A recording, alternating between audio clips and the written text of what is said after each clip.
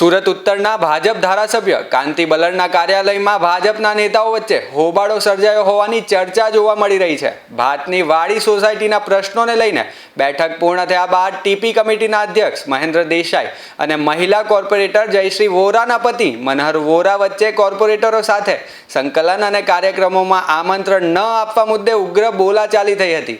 ચર્ચા દરમિયાન મામલો ઝપાઝપી અને મારામારી સુધી પહોંચ્યો હોવાનું કહેવાય છે। ધારાસભ્ય કાંતિ બલર તથા अन्य કોર્પોરેટરોએ દરમિયાનગીરી કરીને બંનેને અલગ પાડ્યા હતા।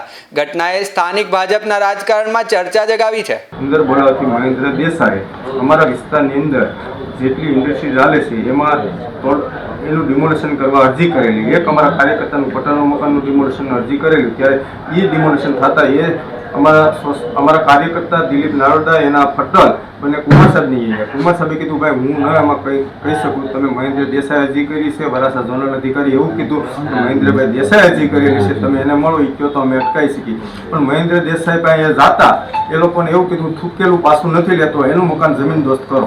એનું પટેલનગરમાં ઇન્ડસ્ટ્રીનું મકાન જમીન દોસ્ત કરી 50 લાખનું નુકસાન કર્યું। બીજું મકાન જીએડીસીમાં એને ડિમોલેશન કરાવ્યું, ત્યારે એ લોકોને એના ક્લાસનો વિદ્યાર્થી ધીરુભાઈ તળાવિયાનો છોકરો હતો। ધીરુભાઈ અમને એવું કીધું તમને ચૂંટણી વખતે અમે હારમાળા પહેરાવેલી છે, તમને મત અપાવેલા છે, તમારી કાર્યાલય આવી છે, અમારું મકાનનો બસાવ કરો, છતાં એનો બસાવ ન કર્યો। જેટલી સૌરાષ્ટ્રવાસીના મકાન ઇન્ડસ્ટ્રીમાં હાલે છે એટલે કતારગામ વરાછા ઝોનમાં એની અરજી કરેલી છે અને જમીન દોસ્ત કરવાનું કહી દીધું છે। એમપીસી ઇન્ડસ્ટ્રીમાં અનલીગલી મકાન છે, તો પોતાનું મકાન એક કામરેજ ઇન્ડસ્ટ્રીમાં હાલે છે તો એ અનલીગલી ગણાશે ને? હવે તો એનું મકાન તમે તપાસ કરો। તો આવી રીતે અમારી ઉપર એને મને એવો આરોપ માર્યો તમે મારું નામ લ્યો છો। મેં તારું સિંગલ નામ લીધું હોય તો મને એક વ્યક્તિ સાબિત કરશે।